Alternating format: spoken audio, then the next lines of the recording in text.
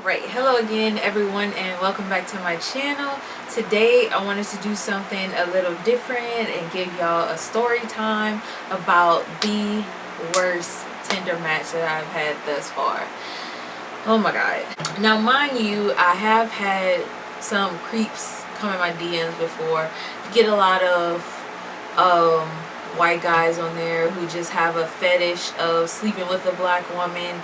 You get ones who just want to see like feet pics. You get ones who just want to take you out, which is nice. You know, you get all kind of people who want to meet up with you that night and sleep with you, like all kind of shit. But anyway, so ended up matching with this guy. For the sake of this video, let's call him Quentin, okay? So ended up matching with this guy named Quentin, and he was from a city about an hour and a half away from me, okay? Mind you, I live in Louisiana. He was about an hour and a half away from me. So one night he ended up driving to my hometown to meet me. I thought that was pretty nice, you know, like I appreciated the effort. Like, you're coming an hour and a half out of your way to come and see little old me. I appreciate it. We went out for drinks and we kind of got to talking about different subjects and whatnot. And from the conversation, I kind of picked up that he was one of those guys who believed that women were second to men, if that makes sense. Like, men were, he was like this macho kind of dude, and to some extent I don't mind that, because I do feel as though, you know, with the right man a woman can submit, whatever, like that. So I didn't mind, but as we would talk about certain topics, he would get aggressive and then try to tell me like what type of person I am. Like, sir, I've been being me for almost 27 years now, so how can you come and tell me this is our first dates? Okay, so anywho, the conversation went on, you know, for a couple hours, and then the bar closed, because where I live is a small town. Like, everything closes at like 1, 2 o'clock. He ended up bringing me back home, and that's where I fucked up at. Mind you, he never came to my house or anything, but I shouldn't have let him pick me up. I should have met him at the place that we met at, not thinking, you know, I'm just trying to get this over with, whatever. He was cute, you know, trying to see what it was about. So he brings me back home, and the whole way back he was pretty much trying to, like, I don't know, you can tell he was trying to smash, like, and I'm just like, you know, this is my first time meeting you, like, you know, what kind of girl do you think I am? He was pretty much saying like, you know, you a grown woman and you tell me right now that you don't want me and I'm gonna leave you alone. And with the shit, how he was saying it, it was kind of like, well, shit, you know, do I want him? You know what I mean? It was making me question, but at the same time, I'm like, nah, I'm not doing this. So he dropped me off, and then he pulled off. Well, he didn't like pull off, but you know, we said goodnight, let him know to let me know whenever he made it home, blah blah blah, this and other. And we kind of talked as he was like driving back home. So a couple of days passed by. We have been talking consistently every day, you know, it was good morning, things like that. We got into an argument one time, and it was pretty much about, he thought I was trying to like play him because I was working a lot and our schedules didn't match up, so I couldn't give him a definite, I'm coming on this day, we're gonna do XYZ at this time. I couldn't give him that, so he felt as though it was just me giving him the runaround when I was trying to explain that wasn't the case. When I tell you, he and I got into an argument on the phone, like it was a fucking screaming match, like more so on his part. I'm like, you know, I'm not going to sit up here and argue with you, but in some kind of way, shape, or form, like, he made me believe that I was wrong. So my dumbass ended up apologizing. So he was pretty much telling me, you know, explaining the type of person he is. He likes things to be like this, and we got to communicate stuff, and we can't get off the phone being mad at each other, and you know, he doesn't want to like let this go this early because he feels like it could be some yada or another. So I'm like, okay, you know, cool, I can understand that. You know, sometimes people do need to pressure me to talk about things because once I get angry or upset, I tend to just shut down and be like, you know what I mean? I'm over it. So, yeah, that time he was like FaceTiming me, like yelling all on the phone and stuff, and then he would call me, I wouldn't answer. He would text me, and it would just be back to back. So I'm like, all right, he's just a little too persistent, you know what I mean? I wasn't really like used to that. Excuse me. So I agreed to meet him again, and it was against my wishes. You know how your intuition tells you not to do something, and sometimes we go against it. That's what happened this night. It was daylight savings time, so it got dark around like 5 o'clock, and the way that I had to take to get to his house was like a back road highway kind of thing, so there was little to no lighting and whatnot, so I was already like scared getting on the road. Some told me not to go, but then I was like, well, it's still early, so it'll be okay. Plus it was on a highway that I wasn't really familiar with, so I didn't know my way at all.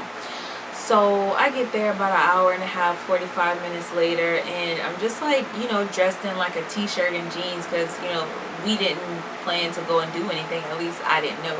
So he had, he was dressed up, this button down with some nice pants. He was like, so this what you wearing? I'm like, I didn't know we were supposed to dress up, like, you know what I mean? But he went and changed, and we just went and ate at this little Mexican restaurant.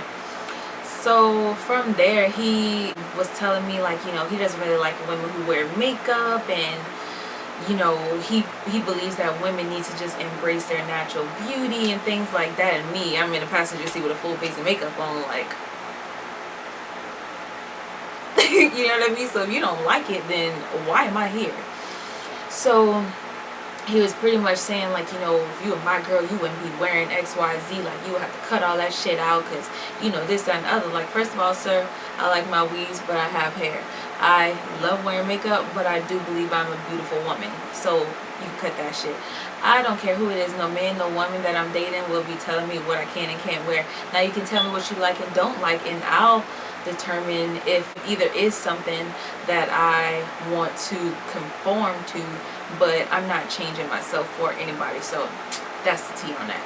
So anywho, we kind of went back and forth about that, and I was just like, well, this is me. Like, I don't wear makeup because I'm insecure. I love wearing makeup because it's something that I'm good at. It's something that makes me feel even better about, you know what I mean? He got me some shots at the Mexican restaurant. So I was just like, no, I'm good. Like, I don't want to drink. Mind you, I'm in an unfamiliar area, so it's like I don't want to drink. He's like, no, come on, drink it. He's like, you better drink it. So I'm like, okay. I'm thinking he's just crying or whatever. Took the shot of Patron, boom. It's like, all right, I'm done. I know how I am when I get on tequila, so that was dead. He's like, nah, bartender, one more round. Here, you take both of them. So he got 2 more shots, and I in total took 3 to his 1. Get back to his apartment, and he made us some drinks with like vodka and Fanta or some shit like that. And we were sitting on the couch watching a football game. I was just on my phone on this end, sitting like, with my back towards this way, and he's on the opposite end like this, and he kind of like had his feet towards me. So this motherfucker decides to put his feet on my lap and took his socks off. He was like, now give me a foot massage. And I looked at him like, I was like, I couldn't help but laugh, because I'm like, you really got me fucked up right now. Because for one, I really don't even like feet, like, at all. You can ask my friends, you ask my family, I do not like feet. Only one person's feet I have like touched, and I was like fucking in love with her. But anyway, we ain't gonna get on that. So anyway, he asked me or told me to give him a foot massage. So I'm like, nah, I don't play with feet or whatever. He's like, you mean to tell me you gonna sit up here and tell me you can't rub my fucking feet? That's it? I was like, no, I don't want to rub your feet. Like, what you want me to do? I don't want to rub your feet. So he got like legit mad. So he moved his feet off me, and then he put his socks back on, and he's like, so you really not gonna rub my feet? Like, all I'm doing is asking you for a motherfucking foot rub. Then shit just got escalated from there. So I'm just like, I'm really not comfortable. Like, I'm not even playing. Like, I do not like feet. Like, I have a fucking foot phobia or something. I don't like feet by me. I don't like to touch feet. None of that shit. So he's like, all right, bet. So this motherfucker gets up from the couch and goes in his room and slams the door, leaving me sitting in the living room. Mind you, we're at his house. So I'm sitting in the living room just, on my phone or whatever. And I'm texting my two best friends, group text stuff. I'm like, oh, y'all, I don't know. So about 15 minutes later, he comes back out. He was like, you still fucking sitting in here? This motherfucker takes my phone, throws it across the room. Luckily, it landed on the fucking sofa chair or whatever. He was like, that's your problem now. You've been on this phone since you got here. I'm like, dog, I've been checking my phone just as often as you've been checking yours. Like, every time you get on and check yours, I'll check mine. But other than that, my phone has been in my pocket. That's all you want to do. If all you want to do is get on the phone, you could have stayed where you was for all that. So I'm like, okay, you're mad. Like, maybe it's the tequila. Like, calm down. He goes back in the room. So about 15-20 minutes pass, and I'm just like, fuck it, I'm about to go. So I got my keys, and how we parked in his driveway, it was my car, and then because we drove in his truck, he was parked behind me. So I knocked on his door, went in. I'm like, hey, can you come let me out so I can leave? And he was like, where the fuck you think you going? I was like, I went home. Like, what do you mean? Where am I going? So he gets up after like 10 minutes. At this point, I'm still sitting in the living room. I'm just, getting the rest of my stuff together, my jacket and like my slippers and shit. So I'm standing, he has a table in like the dining room area, and it's kind of tall. I'm like 5'2", so the table was kind of like almost to my chest. It was like a tall table. So I'm standing on one side of the table, and this dude, I would give him probably like 5'10", 5'11", but he was like built, you know what I'm saying? Like, I would give him at least 225, 250, 260, somewhere around that area. Bigger than me, that's all we need to do. So he gets in my face. He was like, I don't know where the fuck you think you going. You ain't leaving here this time of night. You ain't leaving here. I'm like, first of all, I'm sober now because you got me pissed off. So I'm asking you to let me leave. I'm ready to go. Like, I no longer feel comfortable here, so let me go. Why did I say that, y'all? This boy got in my face. When I tell you, it was to the point where I was legit scared. Like, he was about to beat my ass. Like, I sent my friends a voice recording, and they knew my location. I had sent it to them prior to me getting there, and I sent them his name. And they were texting me. They were like, Pete, if you don't leave from there, like, we sending the police over there. Like, and he would not let me go. And he had a gun sitting by his TV, and I'm like, looking, because he kept going right there. So I went away from the dining room table, and I went and sat on the couch. So he gets in my face as I'm sitting in the couch, just like, I'm gonna stand there real quick. He's like yelling at me, talking to me like this, da da da, you know what I mean? Like, like legit, like yelling at me, and I'm laughing and chuckling now, but at the time, like, I was legit scared as hell. So I'm just like, at this point, I'm not even like bucking anymore. I'm not yelling, I'm not cursing. I'm just telling him, like, please let me go. Like, I just want to go home. I no longer feel comfortable here. You ain't going no motherfucking well. I'm fucking responsible for you. You was drinking. You ain't going no fucking well. Get your ass in the fucking room. I'm like, dog, I'm just asking you, like, please let me go home. Like, I felt like if I would have raised my voice just any notch or two, he would have, like, lost it and beat the shit out of me or something. Like, I was so fucking scared. So the only thing, after like 20 minutes of going through all that, the whole run around with that, like, I want to go, no, we ain't going no fucking where, like, please let me go, da.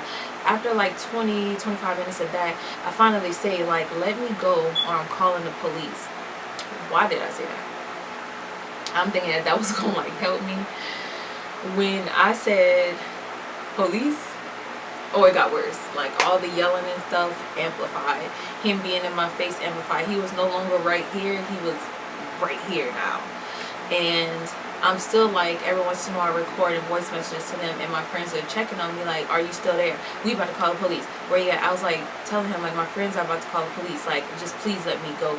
So when I said that, he looked at me. He was like, you know what? since you're gonna play that police shit, I'm gonna let your ass go. He gets out, and he moves his truck, and he lets me out to go. He texts me after that, like, you know, pretty much like trying to argue some more and shit. And I called my best friend. I was like fucking bawling because I'm like, why did I put myself in this predicament, dog? Like, I came a whole hour and a half away to a city that I'm not even comfortable with. I have nobody out here in case something would have happened to me. Like, my nearest family or friend is a whole nother hour away in the opposite direction, you know what I mean? So it was just a hot mess. And like, ever since then, it made me so much more like aware of who I entertain and how people talk to me initially. Like, I try to pick up on that aggressive shit, because sometimes it'll come off as being passive aggressive, but eventually it's like once they get you where they want you, it's gonna be like that full-on aggressiveness.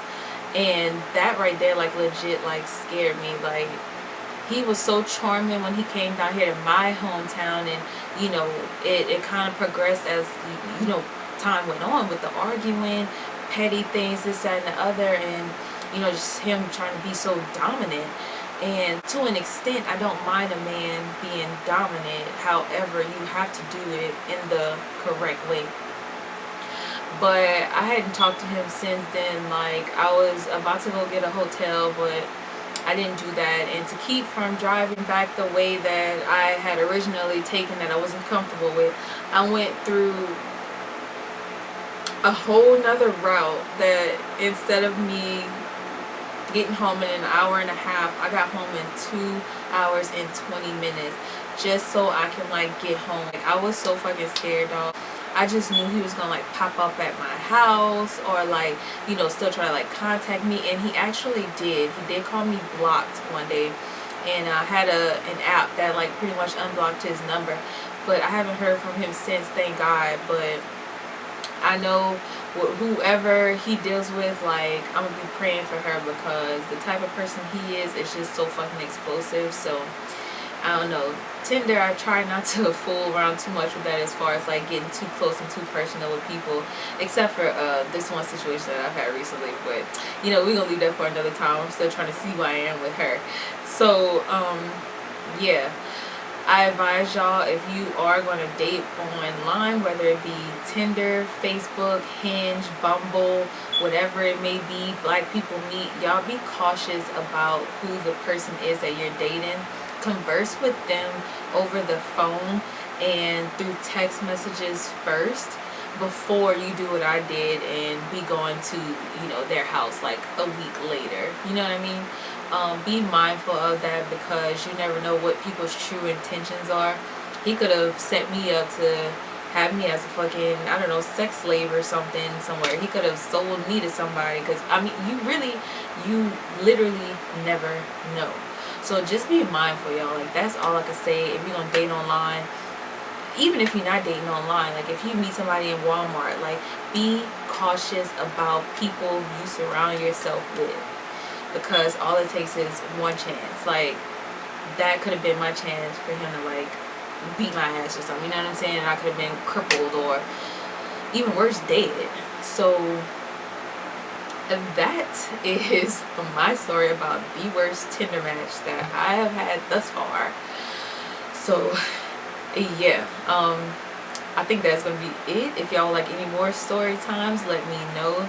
But until then, y'all stay safe out here, be cautious, and I'll see y'all in the next video. Bye.